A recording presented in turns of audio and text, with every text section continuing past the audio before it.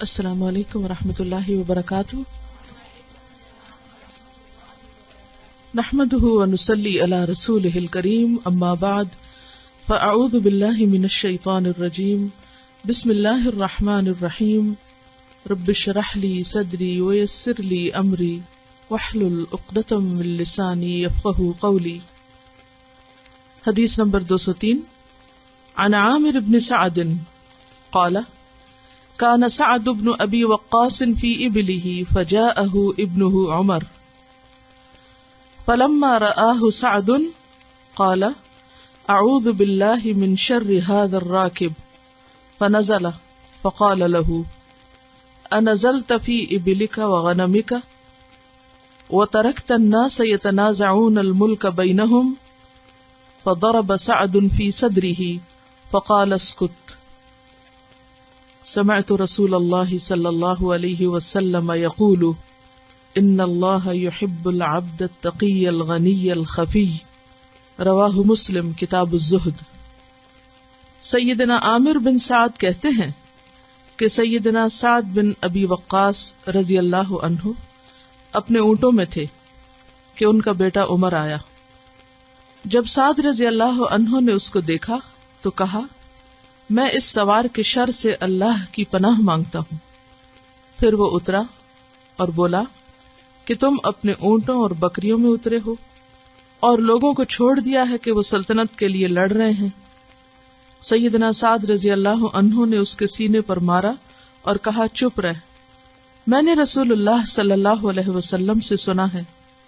آپ صلی اللہ علیہ وسلم فرماتے تھے کہ بے شک اللہ تعالیٰ اس بندے کو دوست رکھتا ہے جو متقی، غنی، چھپا ہوا ہو. اس حدیث میں حضرت سعد بن ابی وقاص کا ذکر ہے اور ان کی روایت کردہ حدیث اصل میں اس باب کی حدیث ہے. آپ جانتے ہیں کہ سعد بن ابی وقاص کون تھے؟ عشرہ مبشرہ میں سے تھے، ان 10 صحابہ میں سے تھے جنہیں دنیا میں جنت کی بشارت دی گئی. کب مسلمان ہوئے تھے اور کس کے کہنے پر مسلمان ہوئے؟ ابو بکر رضی اللہ عنہ کے کہنے پر مسلمان ہوئے اور بالکل ابتدائی دور میں. بعض روایات میں ان کا نمبر 3 بتایا جاتا ہے اور بعض میں 7واں. ان کی عمر تقریباً 17-18 سال تھی جب یہ مسلمان ہوئے. ان کی والدہ کا نام حمنہ بنت سفیان تھا، بنو امیہ میں سے تھی. کیا ہوا تھا جب یہ مسلمان ہوئے تھے؟ کچھ یاد ہے؟ ان کی والدہ نے کھانا پینا چھوڑ دیا تھا تو انہوں نے کہا کہ اے ماں مجھے تجھ سے محبت ہے، لیکن اسلام سے تجھ سے بڑھ کر محبت ہے. اسلام کی محبت تیری محبت سے زیادہ ہے. اگر تیرے جسم میں 1000 جانیں بھی ہوں اور وہ ایک ایک کر کے نکل جائے اس بات پر کہ سعد مسلمان ہو گیا تو بھی میں اسلام کو نہیں چھوڑوں گا. یعنی اسلام کی محبت ان کے دل میں اتنی راسخ ہو گئی کہ ماں کی محبت پر غالب آئی اور اس طریقے پر کہ کسی بھی قیمت پر انہوں نے اسلام کو چھوڑنا گوارا نہ کیا. سعد بن ابی وقاص جو تھے نبی صلی اللہ علیہ وسلم کے ننھیالی خاندان میں سے تھے. حضرت آمنہ کے چچا زاد بھائی تھے جو آپ کی والدہ ہیں. تو اس طرح یہ ایک طرح سے آپ کے رشتے میں ماموں زاد ہوتے ہیں، ماموں کے بیٹے. بہت ہی بہادر تھے. اللہ کے راستے میں سب سے پہلی خون ریزی انہوں نے کی تھی. جب مسلمان مکہ میں تھے تو انہیں حکم تھا کہ کفو ایدیکم، ہاتھ نہیں اٹھانا. ایک موقع پر مسلمان مکہ سے باہر کسی جگہ پر چھپ کر نماز ادا کر رہے تھے کہ کچھ مشرکین ادھر سے آ نکلے تو انہوں نے مسلمانوں پہ آوازیں کسنے شروع کر دیا، مذاق اڑانا شروع کر دیا. تو ان سے برداشت نہ ہوا، انہوں نے ایک بڑی ہڈی اٹھا کر پھینکی اور جس شخص کے سر پہ پھینکی اس کا خون بہنے لگا. تو یہ پہلے شخص ہیں کہ جنہوں نے اسلام کے راستے میں خون بہایا، اور یہ پہلے شخص ہیں جنہوں نے اسلام کے راستے میں پہلا تیر مارا. ایک موقع پر آپ صلی اللہ علیہ وسلم نے جنگ بدر سے پہلے ان کو ایک سریہ میں بھیجا جہاں انہوں نے سب سے پہلا تیر مارا تھا. اور آپ کو یاد ہوگا کہ جنگ احد کے موقع پر نبی صلی اللہ علیہ وسلم ان کو تیر پکڑاتے جا رہے تھے اور یہ تیر پھینک رہے تھے اور آپ ان کو ایک بہت ہی خوبصورت جملہ کہہ رہے تھے. کیا؟ اے سعد تیر برساؤ، میرے ماں باپ تم پر فدا ہوں. یہ نبی صلی اللہ علیہ وسلم ان کو دعا دے رہے ہیں. 1000 تیر چلائے تھے اس دن انہوں نے. ان کے بھائی تھے عتبہ، وہ مسلمان نہیں تھے، حالانکہ وہ ان سے پہلے مدینہ آ گئے تھے کیونکہ انہوں نے کسی شخص کو قتل کر دیا تھا تو جان بچانے کے لیے بھاگ کر مدینہ آ گئے. تو سعد بن ابی وقاص جب ہجرت کر کے مدینہ آئے تو انہوں نے اپنے بھائی کے پاس قیام کیا. وہ مسلمان نہیں تھا لیکن عربوں میں خون کے رشتوں کی اپنی ایک قدر تھی. جنگ احد میں یہ شخص یعنی ان کا بھائی جو تھا یہ مشرکین کی فوج میں شامل ہوا اور اس نے نبی صلی اللہ علیہ وسلم پر پتھر مارا تھا. کہنے لگا اس زمین پر سب سے زیادہ اگر میں کسی کے خون کا پیاسا ہوں تو اپنے بھائی کے، کہ اس نے نبی صلی اللہ علیہ وسلم کے اوپر پتھر کیوں اٹھایا. بہرحال بہت بہادر، بہت غیور اور بہت ہی زبردست کردار کے مالک تھے. بیعت الرضوان میں شریک تھے. بیعت الرضوان کب ہوئی تھی؟ صلح حدیبیہ کے موقع پر. آپ لوگوں کو سیرت پڑھنے کی ضرورت ہے.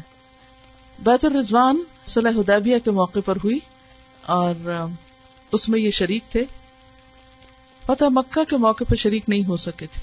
کیوں؟ کیا ہوا تھا؟ بیمار ہو گئے تھے اور اتنے شدید بیمار ہوئے، یعنی ساتھ آئے تھے لیکن شریک نہیں ہو سکے تھے. اتنے شدید بیمار ہوئے کہ زندگی سے مایوس ہو گئے تھے. اس موقع پر انہوں نے کہا تھا کہ یا رسول اللہ صلی اللہ علیہ وسلم میرے پاس اللہ کا دیا ہوا بہت کچھ ہے، کیا میں اپنا سارا مال اللہ کے راستے میں وصیت کر جاؤں؟ تو آپ نے کیا فرمایا تھا؟ تیسرا حصہ، اور تیسرا بھی بہت ہے. اور انہوں نے کہا کہ اللہ کے رسول صلی اللہ علیہ وسلم میرے لیے دعا کیجئے کہ جس جگہ کو میں نے اللہ کی خاطر چھوڑا ہے یعنی مکہ، میری موت یہاں نہ آئے، میری موت دار الہجرت میں آئے جہاں میں ہجرت کر کے جا چکا ہوں، تاکہ میرا اجر محفوظ رہے. تو نبی صلی اللہ علیہ وسلم نے ان کے لیے خاص دعا کی اور ان کے جسم پہ ہاتھ پھیرا اور ان کو دم وغیرہ کیا اور اللہ کے فضل سے صحت یاب ہو گئے. بدر میں بھی شرکت کی، بدری صحابی بھی تھے.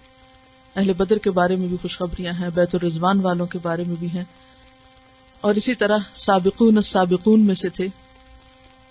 نبی صلی اللہ علیہ وسلم کے بعد حضرت ابو بکر صدیق رضی اللہ تعالیٰ عنہ نے ان کو ایرانیوں سے جنگ کرنے کے لیے 12 ہجری میں بنو حوازن کے 3000 مجاہدوں کے ساتھ بھیجا تھا.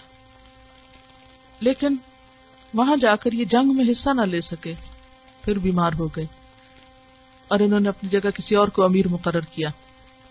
لیکن وہاں پر ایک قدیم محل تھا جس کے دوسری منزل پر بیٹھ کر اوپر سے دیکھتے تھے کہ کیا ہو رہا ہے، اور تکیے پر ٹیک لگائے ہوئے بھی کاغذوں پر لکھ لکھ کر باقاعدہ انسٹرکشنز دے رہے تھے، اور ان کا جو نائب تھا اس تک ان کے تحریری پیغام آتے تھے اور وہ ان کی ہدایات کے مطابق ایکشن لے رہے تھے، اور اللہ کے فضل سے مسلمانوں کو کامیابی ہوئی. اور پھر اس کے بعد جنگ قادسیہ میں بھی حصہ لیا، اور ایرانیوں کے خلاف جب جنگیں ہوئی تو یہ ان کا بہت ایکٹیو رول تھا. یہی وہ تھے جب مدائن کی جنگ میں انہوں نے دریا پار کیا تھا تو ایرانی دیکھ کر کہنے لگے دیو آمد، دیو آمد، کہ دیو آ گئے ہیں، جن آ گئے ہیں.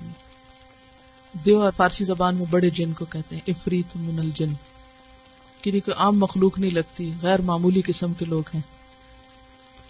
17 ہجری میں حضرت عمر فاروق رضی اللہ تعالی عنہ کے حکم پر کوفہ کا شہر آباد کیا. وہاں پر نہریں کھدوائیں، یعنی نئے سرے سے ایک شہر آباد کیا، نہریں کھدوائیں، شفا خانے بنوائے، اپنے ذاتی خرچ سے مسجدیں اور مدرسے بنوائے. لیکن وہاں کے کچھ لوگ ان کے خلاف ہو گئے تو حضرت عمر فاروق نے ان کو معزول کر دیا، واپس بلا لیا. اور اس کے بعد جب حضرت عمر فاروق رضی اللہ تعالیٰ عنہ دنیا سے رخصت ہونے لگے، جب ان پر وہ قاتلانہ حملہ ہوا تو انہوں نے جن 6 لوگوں کو اپنے بعد مقرر کیا تھا، جن 6 صحابہ کو کہ میرے بعد ان میں سے خلیفہ مقرر کیا جائے، ان میں سے سعد بن ابی وقاص بھی تھے. حضرت عثمان رضی اللہ تعالیٰ عنہ نے دوبارہ ان کو کوفہ میں بلا کے، واپس آتے ہی دوبارہ ان کو بلایا اور دوبارہ کوفہ کا گورنر مقرر کیا. کچھ عرصے کے بعد پھر مشکل پیدا ہو گئی، پھر واپس آ گئے اور 80 سال کی عمر میں 55 ہجری میں وفات پائی. بہت تفصیلات ہیں ان سارے واقعات کی، اتنا وقت نہیں کیونکہ یہ سیرت کی کلاس نہیں ہے. مختصراً کچھ جھلکیاں دکھائی ہیں آپ کو ان کی زندگی کی. اور اس کے بعد یہ حدیث آپ پڑھیں گے تو آپ کو ان کی زندگی کے بارے میں معلوم ہوگا، پس منظر معلوم ہوگا، تو حدیث زیادہ بہتر طور پر سمجھ آئے گی. کیونکہ اس حدیث میں ہم دیکھتے ہیں کہ عامر بن سعد جو ہیں وہ کہتے ہیں، لفظی وضاحت دیکھتے جائیے اور پھر حدیث بھی، کہ عن عامر بن سعد کہتے ہیں کہ قال کان سعد بن ابی وقاص، سعد بن ابی وقاص جو تھے، فی ابلہ اپنے اونٹوں میں کام کر رہے تھے، اونٹوں کی خدمت کر رہے تھے. فجاءہ ابنہ عمر، تو ان کے بیٹے عمر آئے، وہیں پر آ گئے. فلما رآہ سعد، جب سعد بن ابی وقاص نے بیٹے کو آتے ہوئے دیکھا جو کہ گھوڑے پہ سوار تھے، قال، کہا، اعوذ باللہ، میں اللہ کی پناہ چاہتا ہوں، من شر ھذا الراکب، اس سوار کے شر سے، یعنی اچھی خبر لایا ہو، کوئی اچھی بات کہنے آیا ہو. فنزل، تو وہ اترے. فقال لہ، بیٹے نے باپ سے کہا، انزلت فی ابلک، تم اپنے اونٹوں میں اترے ہوئے ہو، یعنی اپنے اونٹوں کی خدمت کر رہے ہو اور یہاں ان کی دیکھ بھال کر رہے ہو، وغنمک، اور بکریوں کی دیکھ بھال کر رہے ہو، وترکت الناس، اور تم نے چھوڑ دیا ہے لوگوں کو، یتنازعون، آپس میں لڑ جھگڑ رہے ہیں، کھینچا تانی کر رہے ہیں، الملک بینہم، آپس میں حکومت کے معاملے میں عہدوں پہ لڑ رہے ہیں، اور تم یہاں آ کر اونٹ چرا رہے ہو. ان بیٹا باپ کو کہتا ہے. فضرب سعد فی صدرہ، تو سعد بن ابی وقاص نے بیٹے کے سینے پہ مارا اور چپ کرایا اس کو. فقال اسکت، کہا چپ ہو جاؤ. سمعت رسول اللہ، میں نے سنا ہے رسول اللہ صلی اللہ علیہ وسلم کو یقول، آپ فرماتے تھے، ان اللہ، بے شک اللہ تعالیٰ، یحب، محبت رکھتا ہے، العبد، ایسے بندے سے، التقی، جو متقی ہو، الغنی، جو بے نیاز ہو، الخفی، جو چھپ کے رہنا پسند کرے، دکھاوا پسند نہ کرتا ہو. اب ایک طرف ان کی زندگی ہے اور ایک طرف ان کی سوچ ظاہر ہوتی ہے اور ان کا عمل ظاہر ہوتا ہے. اس سے کیا پتہ چلتا ہے؟ کیا سیکھا آپ نے؟ کیا تھے سعد بن ابی وقاص؟ یہی چیزیں ہماری زندگی میں ہم کو سمجھ نہیں آتی کہ دو چیزوں میں بیلنس کیسے ہو سکتا ہے، کہ ایک شخص کے اتنے بڑے بڑے کارنامے ہوں اور دوسری طرف وہ چھپ کے رہنا چاہتا ہو. وہ جو چھپ کے رہنا چاہتا ہے وہ اس کا اندر ہے، اور یہ جو کارنامے ہیں وہ اس کا عمل ہے. کارنامے شہرت کے لیے نہیں ہیں، دنیا کی طلب میں نہیں ہے. اور جب لیا گیا تو کوئی مائنڈ نہیں کیا اور واپس آ گئے، پھر بلایا تو انا کا مسئلہ نہیں، پھر آ گئے، اور پھر بھیج دیا گیا تو پھر چلے گئے.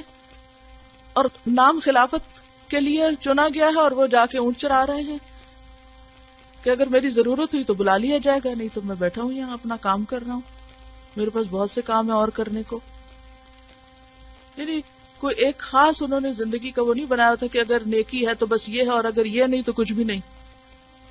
چھپ کے رہنا چاہتے تھے، بے نیاز تھے، دنیا کی ہرس نہیں تھی، لیکن جب ان کی ضرورت ہوتی تو وہ حاضر ہو جاتے. سب سے پہلی بات دیکھیں کہ ابتدا میں ہی مسلمان ہو گئے. اس سے کیا پتہ چلتا ہے؟ حق سامنے آیا، فوراً قبول کر لیا، سچائی کو دیکھا، فوراً قبول کر لیا، اور اتنے سچے طریقے سے قبول کیا کہ پھر کوئی محبت بیچ میں آڑے نہیں آئی، کوئی دنیا کچھ بھی کسی قیمت پہ اس کو نہیں چھوڑا. مطلب تیسرے نمبر پر اگر یہ مسلمان ہوئے تو اس میں آپ دیکھیے کہ پہلے تو آپ کے گھر کے افراد ہیں نا، جس میں حضرت علی ہیں، وہ بھی بچے ہیں، حضرت زید ہیں، غلام ہیں، اور حضرت ابوبکر ہیں، اور حضرت ابوبکر جا کر اسلام کی دعوت دیتے ہیں. عبد الرحمن بن عوف اور سعد بن ابی وقاص مسلمان ہوتے ہیں، تو اسی لیے کہا جاتا ہے کہ یہ ابوبکر، عبد الرحمن بن عوف اور یہ تیسرے نمبر پر یا پھر ساتویں نمبر پر. یعنی جو ہی اسلام کے بارے میں سنا، بغیر کسی کنفیوژن کے اور بغیر کسی کمپلیکس کے اور بغیر کسی الجھن کے سچائی سامنے آئی اور اس کو قبول کر لیا. دوسری بات یہ پتہ چلتی ہے کہ انتہائی بہادر تھے، کسی سے ڈرنے والے نہیں تھے، اسی لیے اقدام کیا تینوں دفعہ. عملی طور پر فتح مکہ میں نہیں جا سکے، یعنی پارٹیسپیٹ نہیں کر سکے، لیکن ساتھ تھے. پچھلی دونوں حدیثوں کی موافقت ہے اس میں کہ اللہ نے ان کو نیک کام کے لیے استعمال کر لیا اور انہیں موقع دیے. اور پھر آپ دیکھیے کہ زندگی میں ہمیشہ انسان ایک طرح نہیں رہ سکتا. کبھی عروج ہے، کبھی زوال ہے، کبھی دن ہے، کبھی رات ہے، کبھی صحت ہے، کبھی بیماری ہے، کبھی ایک چیز مل رہی ہے، کبھی چھن رہی ہے. لیکن اصل بہادری کیا ہے؟ صرف تیر چلانا نہیں، اصل بہادری اپنے آپ کو سنبھالنا بھی ہے کہ ہر موقع پر اسلام کی خدمت کے لیے حاضر ہے. نیکی کا کوئی موقع ہاتھ سے نہیں جانے دیتے، کسی بھی قسم کی خدمت لے لو. پھر آپ دیکھیے کہ کوفہ کا شہر آباد کرنا، شہر آباد کرنا کوئی معمولی کام نہیں ہے، کوئی ایک سکول بنانا نہیں، کوئی ایک جگہ بنانا نہیں، پورا شہر آباد کرنا. اور آپ کو معلوم ہے کیسا آباد کیا تھا؟ پوری عالم اسلام کی سب سے زبردست فوجی چھاونی بن گئی تھی کوفہ. یعنی اس کے مقابلے میں کوئی دوسرا شہر نہیں تھا، اتنا زبردست شہر تھا. ہوا یہ تھا کہ مدائن کا علاقے چونکہ انہوں نے فتح کیا تھا تو وہاں پر یہ لوگ تھے، تو وہاں کی آب و ہوا ان کو راس نہیں آئی اور لوگوں کی صحت بہت خراب ہو گئی. تو حضرت عمر نے حکم دیا کہ وہاں سے ہٹ کے کوئی دوسری جگہ دیکھ کر جہاں پر بہتر سازگار ماحول ہو اور فضا ہو وہاں پر شہر آباد کیا جائے. اسکریچ سے ایک چیز شروع کرتے ہیں، نہریں کھدواتے ہیں، اسکول بنواتے ہیں، ہسپتال بنواتے ہیں، اپنے ذاتی پیسے لگا کر اپنی جیب سے خرچ کر کے شہر آباد کرتے ہیں. اور یہ ان صحابہ میں سے جو بہت مالدار بھی تھے. اور پھر جب انہیں حضرت عمر نے کہا کہ اچھا، اور شکایت کیا تھی؟ معمولی سی شکایت تھی کہ نماز ٹھیک نہیں پڑھاتے. ہوتا نا کہ کچھ لوگوں کو ہر وقت مسئلہ رہتا ہے، تو اور کچھ نہیں ملا تو کہا یہ نماز ٹھیک نہیں پڑھاتے. حضرت عمر نے کہا کہ تم واپس آ جاؤ. اب ایک شخص جس نے پورا شہر آباد کیا اسے وہاں سے معزول کیا جا رہا ہے اور واپس مدینہ بلایا جا رہا ہے، اور کوئی شکایت نہیں، کوئی ناراضگی نہیں، واپس آ جاتے ہیں. اور بعد میں جب تحقیق کرائی تو پتہ چلا شکایت غلط تھی، جھوٹ تھا، بلا وجہ کی الزام تراشی تھی. تو ہم جب کسی ایک حدیث کو لیتے ہیں نا تو بس اسی کو لے لیتے، دوسرا پہلو بھول جاتے ہیں. اب یہاں پر جس وقت ان کا نام خلافت میں لیا جا رہا ہے اور لوگ انتظار میں کہ کون خلیفہ بنتا ہے اور ایک عجیب سیاسی پس منظر ہے، اور وہ سب کچھ چھوڑ کر بالکل بے نیاز ہو کر، یہ تینوں صفات ان کے اندر پائی جاتی ہیں، متقی بھی ہے اور بے نیاز بھی ہے، کوئی لالچ نہیں کسی چیز کا، اور پھر کوئی شہرت نہیں چاہیے. اور آپ کو معلوم ہے کہ ان کی زیر نگرانی جب جنگ قادسیہ میں بھی یہ شریک ہوئے تھے، اور وہ موقع جب ایرانی بادشاہ نے خط پھاڑا تھا اور پھر اس کے بعد جب مسلمان سفراء پہنچے تھے ان کے دربار میں تو انہوں نے مٹی کا ٹوکرا اٹھوایا تھا نا، زید بن عاصم تھے ان کو. تو حضرت سعد اس وقت بھی ان کی طبیعت ٹھیک نہیں تھی، وہ خیمے میں تھے، تو زید بن عاصم اٹھا کے مٹی کا ٹوکرا سعد کے پاس لیا تو سعد نے اتنا پازیٹیولی اس کو لیا اور کہا کہ انہوں نے اپنی زمین تو ہمیں دے ہی دی ہے، تب حکومت بھی دے دیں گے. جبکہ بھرے دربار میں ایک انسان کو مٹی کا ٹوکرا اٹھوانا بظاہر بہت ذلت آمیز سلوک تھا، لیکن انہوں نے اس کو بہت اپنے حق میں پازیٹیولی لیا اور اسے قبول کر لیا کہ ٹھیک ہے، یہ مٹی تمہاری بڑی اچھا شگون ہے. اور پھر وہ لے کے چل دیا. اور جب خسرو کو پتا چلا کہ یہ کہا ہے مسلمانوں نے تو اس نے ان کے پیچھے بندے دوڑا دی کہ کسی طرح وہ ٹوکرا واپس دے، لیکن وہ نکل گئے تھے ان کے ہاتھ سے، وہ واپس نہیں ملا. پھر آپ کو معلوم ہے کہ جب وہ علاقہ فتح کیا تو وہ جو ہیروں کا تاج تھا جو بہت وزنی اور 60 گز کا کارپٹ تھا وہ بادشاہ کا جس کے اندر ہیرے جڑے ہوئے تھے، وہ ان کے ہاتھ آیا تھا. پھر انہوں نے اسے مدینہ بھجوایا تھا اتنی دولت پا کر. اور پھر اس کے بعد یہ کہ 5واں حصہ انہوں نے وہاں بھیجا تھا، باقی فوجیوں میں تقسیم کیا تھا، اور ایک ایک حصے میں بہت کچھ آیا تھا. اور ان کی اپنی ذاتی دولت بھی بہت زیادہ تھی، لیکن اس کے باوجود کبھی بھی اس کا کوئی ناز یا کوئی روب یا کوئی اس سے ناجائز فائدہ اٹھانا یا اس کی وجہ سے عیش و عشرت میں مبتلا ہونا، ایسی کوئی بھی چیز نہیں ملتی. تو یہ ہے وہ کردار جنہوں نے واقعی حقیقی معنوں میں دین کی خدمت کی. ہم دین کی خدمت کیوں نہیں کر سکتے؟ کیونکہ ہم اپنے ذات کے خول سے باہر نہیں نکلتے. ہمیں ہر وقت یہ مسئلہ رہتا ہے کہ میرے خلاف فلاں نے یہ کیوں کہہ دیا، فلاں نے یہ بات کیوں کر دی، یہ کیوں ہو گیا، وہ کیوں ہو گیا، مجھ پہ الزام کیوں لگ گیا. اور یہ یاد رکھیے کہ یہ بالکل ایک ہیومن نیچر ہے نا، مس انڈرسٹینڈنگ، کیونکہ انسان کی عقل چھوٹی ہے، اتنی ہماری عقل نہیں ہوتی، اس لیے ہم جلدی غلط فہمی کا شکار ہو جاتے ہیں. ہم چیز کو سامنے کی نظر سے دیکھتے ہیں، ہمیں ہماری سمجھ میں نہیں آتی اور ہم اس کو غلط مطلب اور غلط رنگ دے دیتے ہیں اور پھر اس کو ایک انا کا مسئلہ بنا لیتے ہیں، آگے نہیں بڑھ پاتے. کچھ لوگ کام کا انتظار کرتے رہتے کہ کوئی انہیں کہے تو وہ کر لیں گے. دونوں صفات ہیں ان کے اندر. جب مکہ میں مشرکین نے مذاق اڑایا تو اس وقت کسی نے ان کو نہیں کہا تھا کچھ، خود ایکشن لیا. اسی طرح جنگ احد میں بھی اور مواقع پر بھی جب وہ ایک سریہ جس میں پہلا تیر چلایا تھا انہوں نے، اسلام کا پہلا تیر ان کے ہاتھ سے چلا تھا، تو ایسے مواقع پر دونوں چیزیں نظر آتی ہیں کہ ایک طرف یہ نہیں تھا کہ کام نہیں چاہتے تھے، عہدے کی خواہش نہیں تھی، اور دوسری طرف یہ ہے کہ جہاں ضرورت دیکھی، موقع دیکھا نیکی کا، وہاں پیچھے نہیں رہے. ان دو چیزوں میں فرق ہوتا ہے. ایک ہوتا ہے عہدے اور دنیا کی خواہش ہونا، اور دوسرا یہ ہے کہ نیکی کے کام اور مواقع ڈھونڈنا، اور جہاں پتہ چلے وہاں پیچھے نہ رہنا. یہ دو چیزوں میں فرق ہے. اب دیکھیے کہ یہ جو انہوں نے بات کی نا، یہ بڑی اہم بات ہے، اور ہم سب ایسے موقع پہ مار کھا جاتے ہیں کہ ہمارے پیرنٹس ناراض ہیں، یا شوہر ناراض ہیں، یا بچے نہیں خوش ہوتے، اور ہمارے دوست ناراض ہو جاتے ہیں جب ہم ان کو ٹائم نہیں دیتے یا کچھ. تو ایک تو یہ ہے کہ ٹھیک ہے، سب کو اس کا حق ملنا چاہیے، لیکن آپ اگر اپنے آپ کو لوگوں کے لیے ڈیڈیکیٹ کر دیں گے تو کچھ نہیں کر سکیں گے. کسی کا حق مارے نہیں، کسی کے ساتھ زیادتی نہیں کریں، لیکن اپنی زندگی کو اللہ کے لیے وقف کریں، اللہ کے لیے خالص کریں.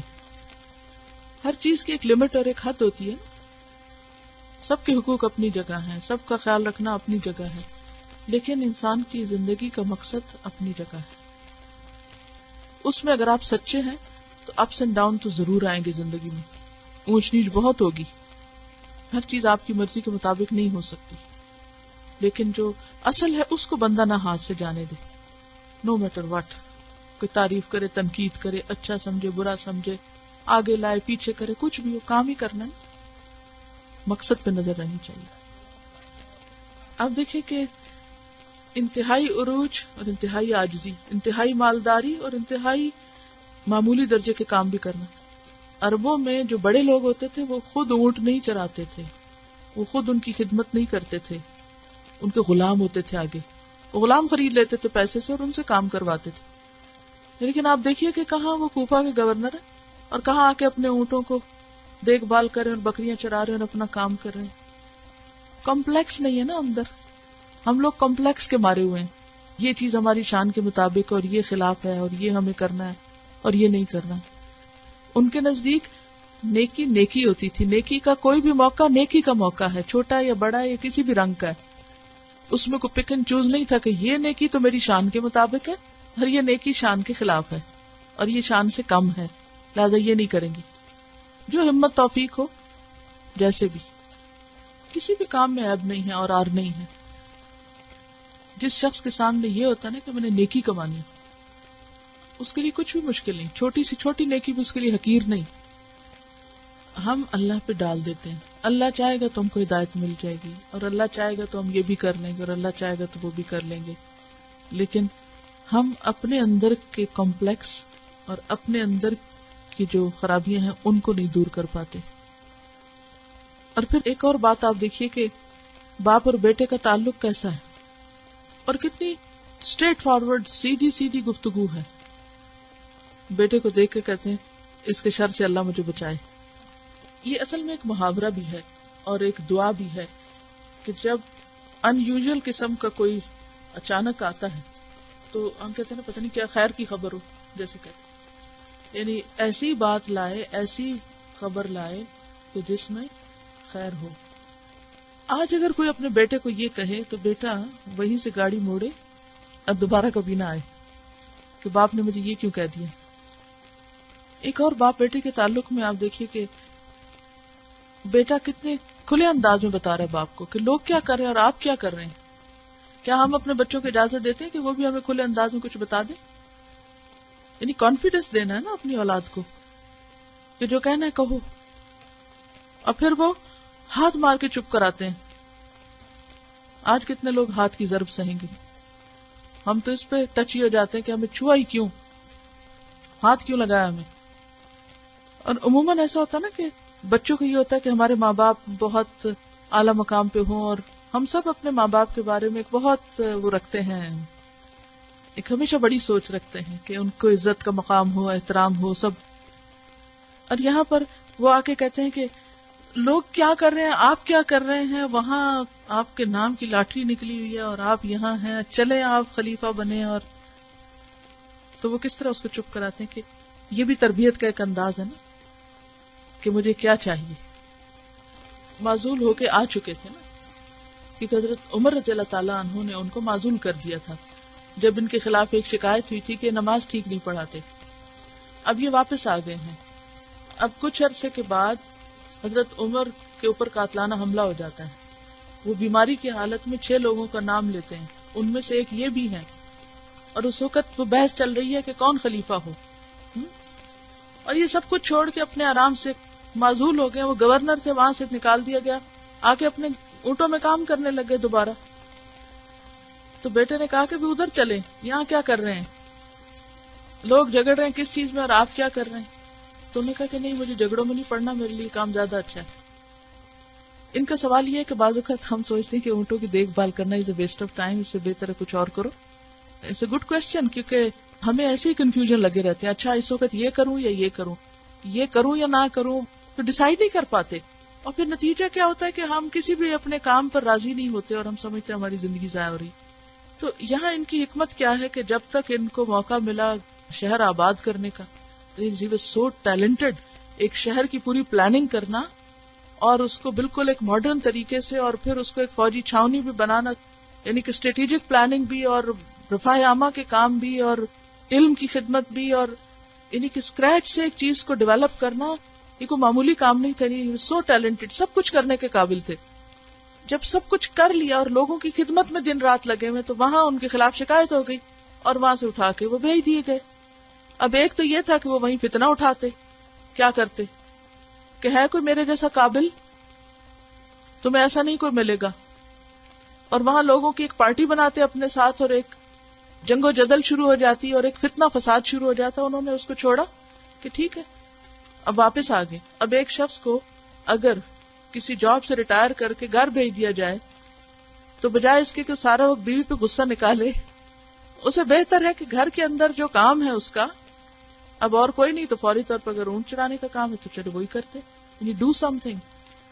کیونکہ زندگی میں جیسے کل پرسوں بھی ایک سوال ہوا تھا نا, ایک ہوتی ہے آپ کی روٹین کی لائف, آپ کا اپنا ایک سیٹ پیٹرن ہوتا ہے, لیکن ہمیشہ ایسا نہیں ہوتا کہ آپ اس کے اوپر چل سکیں. بعض حالات ایسے ہو جاتے ہیں, ایمرجنسیز ہو جاتی ہیں, کوئی خدا نخواستہ طوفان, کوئی سفر, کوئی کچھ بھی ہو جاتا ہے کہ جب آپ وہ نہیں کر سکتے جو آپ نے زندگی کا ایک خواب دیکھا تھا, یا ایک پیٹرن بنایا تھا, یا جو آپ کا امیج تھا, تو اب اس کے غم میں نہ روتے رہو. 3 آپشنز ہو سکتی تھی نا. نمبر 1 کہ یہ وہیں پر کوفہ میں حضرت عمر کے خلاف بغاوت کر دیتے اور کہتے میں واپس نہیں آ رہا, میں کوفہ میں ایک نئی حکومت ڈکلیئر کر رہا ہوں. آرام سے کر سکتے تھے. اگر ایک گروہ ان کے خلاف تھا تو ان کے حمایتیوں کا بھی ضرور ایک بڑا گروہ ہوگا, لیکن انہوں نے اس کو چھوڑ دیا. نمبر 2 یہ کہ واپس آ کے روتے رہتے دن رات کہ کتنی میری بے قدری ہوئی, اور اسی غم میں ظاہر ہے کہ ایک شخص اتنے بڑے درجے کا کام کر رہا تو معلوم نہیں اس کو اسے آگے ایکسپینڈ کرنے کا کتنا اس کی اور پلاننگ ہو سکتی ہے. تو جب ایک دم ابرپٹلی ایک شخص کو ایک کام سے روک کے ریٹائر کر دیا جائے, تو اب اس کا عموماً کیا ہے کہ وہ نفسیاتی طور پر کتنا اسے سیٹ بیک ہو سکتا ہے, اور وہ دن رات رونے دھونے میں اور غم منانے میں اس میں گزار دے. اور تیسری آپشن کیا ہے, ٹھیک ہے وہ نہیں, اب اللہ نے مجھے یہاں رکھا ہے, میرے حصے میں یہ کام آ گیا, اسی میں بہتری ہوگی, میں یہ کام کر لیتا ہوں. کیا پیغمبروں نے بکریاں نہیں چرائی؟ اور آپ کو معلوم ہوگا کہ حضرت عمر رضی اللہ تعالیٰ عنہ خلیفہ ہیں, اور خارج زدہ اونٹوں کے اوپر وہ لگا رہے ہیں تارکول علاج کے طور پر. اور کوئی بھی نوبل مین یہ نہیں کیا کرتا تھا اس دور میں, کیونکہ انتہائی مشکل کام ہوتا تھا. جو گندک جب ابلتی ہے نا, کبھی سلفر کی اسمیل معلوم ہوگی اگر کسی نے کبھی لیب میں کام کیا, تو اسے گرم کر کے یا اس کا کچھ بنا کے تو وہ خارش والی جگہ کے اوپر ٹریٹمنٹ کیا کرتے تھے. تو خود اپنے ہاتھ سے لگے ہوئے تھے, کس لیے کہ میں اپنے نفس کو سیدھا کروں. تو کسی نے کہا کہ عمر امیر المومنین ہو کر یہ کام کرتے, کسی غلام کو کہتے. تو عمر نے کہا تھا کہ ایو عبد عابد من عمر, عمر سے بڑھ کر غلام کون ہو سکتا ہے, عمر اللہ کا بندہ ہے, عمر سب سے بڑا غلام ہے. تو اس میں ٹھیک ہے کہ آج کے دور میں ہماری پرائرٹیز کچھ اور ہوگی اور ٹائم کا ایک مسئلہ ہے, اور ہم ہمیشہ سوچتے ہیں کہ بہتر سے بہتر چیز کریں, لیکن ایٹ ٹائمز آپ اس ساری چیز سے ہٹ کر کسی ایسے موقع پر آ جاتے ہیں کہ وہ نہیں ہو پاتا, تو اب وہ فرسٹریشن کا شکار نہیں ہونا چاہیے. مثلا آپ دیکھیے کہ 2-2.5 سال سے آپ ایک روٹین میں ہیں, آپ صبح اٹھتے ہیں, ایک کام کرتے ہیں, اور پھر ایک سیٹسفیکشن بھی ہوتی کرتے کرتے, اب ایک دم بریک آ گئی, آپ کو کچھ اور کرنا پڑ گیا. بعض اوقات شادی ہو جاتی ہے, انسان کا پورا ماحول تبدیل ہو جاتا ہے, بعض اوقات بچے ہو جاتے ہیں, پورا سیناریو چینج ہو جاتا ہے, بعض اوقات ایسی جگہ پر آپ کو جا پھینکا جاتا ہے, کوئی ٹرانسفر ہو جاتی ہے, کہیں کام میں چینج آ جاتا ہے, جاب چلی جاتی ہے, حالات ایک دم خراب ہو جاتے, بزنس ڈاؤن ہو جاتا ہے, کچھ سے کچھ انسان کو گھر میں کوئی بیمار ہو جاتا ہے، خود انسان کی صحت خراب ہو جاتی ہے، زندگی میں بہت سارے اپس اینڈ ڈاؤن ہونے، سب کچھ ہوتا ہے. انسان میں تقدیر کی ایکسپٹنس ہونی چاہیے. رضیت باللہ ربن، میرے رب نے مجھے اس حال میں رکھا، میں اس پر راضی، میں ایک لمحہ بھی ضائع کیے بغیر اب یہاں جو میں کر سکتا ہوں میں وہ کروں گا. جیسے کل بھی بات ہوئی تھی، وہ ایک عالم کی کہ جن کو کنویں میں بند کر دیا گیا تو انہوں نے وہاں بھی کام نہیں چھوڑا، وہ جو آتا تھا لکھا کے شاگردوں کو کتابیں لکھ لی. کرنے والے ہر جگہ کام کر لیتے. قرآن مجید میں جیسے آتا ہے نا کہ وَعَسَىٰ أَن تَكْرَهُوا شَيْئًا وَهُوَ خَيْرٌ لَكُمْ وَعَسَىٰ أَن تُحِبُّوا شَيْئًا وَهُوَ شَرٌّ لَكُمْ. ہو سکتا ہے کہ ایک چیز کو تم بہت چاہتے ہو اور وہی چیز تمہارے حق میں بہت ہی بری ثابت ہو، اور ایک چیز جس سے تم سخت ناپسند کرتے ہو، بہت ہی آپ تنگ ہوتے ہیں کہ یہ بالکل گوارا نہیں مجھے اور میں تو اسے ایکسپٹ کر ہی نہیں سکتا، اور آپ سارا وقت ریزسٹ کر کے اور جنگ ہی لڑتے رہتے ہیں. کیا حاصل ہوتا ہے سوائے خود کو گنوانے کے اور ضائع کرنے کے. اور یہ انسان کے لیے ٹیسٹ ہوتے ہیں، یہ اللہ تعالیٰ امتحان دیتا ہے بندے کو، ہر بندہ آزمایا جاتا ہے. اب دیکھیے کہ وہ جو حدیث ہے نا کہ آگ سے بچو خواہ کھجور کا آدھا ٹکڑا ہی کیوں نہ دے گی. یو نیور نو کہ آپ کی بخشش کس عمل سے ہو جائے. یعنی سعد بن ابی وقاص ان لوگوں میں سے تھے جنہیں جنت کی بشارت ہوئی دنیا میں، لیکن اس کے باوجود وہ اس کو اپنی آخری اتھارٹی یا سرٹیفکیٹ سمجھ کے کام نہیں چھوڑ بیٹھے، بلکہ مسلسل کام کرتے رہے. کوئی مشکل آ جائے تو بھی ہم سمجھتے زندگی ختم ہو گئی، اور کچھ نعمت مل جائے تو ہم کہتے ہیں کہ بس اب سب کچھ پا لیا. یہ جو فوت ہوئے تو اس وقت مدینہ کے گورنر مروان بن حکم تھے، انہوں نے ان کا جنازہ پڑھا، جنت البقیع میں دفن ہوئے. میں سوچتی کہ سب سے جو مجھے مشکل پارٹ لگتا ہے صحابہ کرام کی زندگی میں، جسے انہوں نے کس طرح ایکسپٹ کیا کہ وہ مدینہ جس میں نبی صلی اللہ علیہ وسلم تھے کبھی، پھر ابو بکر تھے، پھر عمر تھے، اور پھر وہ مدینہ ایسے لوگوں کے پاس آ گیا، تو ان کے لیے وہ کتنا مشکل وقت ہوگا، لیکن جو انہیں کرنا تھا وہ کرتے رہے. سبحانک اللہم و بحمدک نشہد ان لا الہ الا انت نستغفرک و نتوب الیک. السلام علیکم و رحمۃ اللہ وبرکاتہ.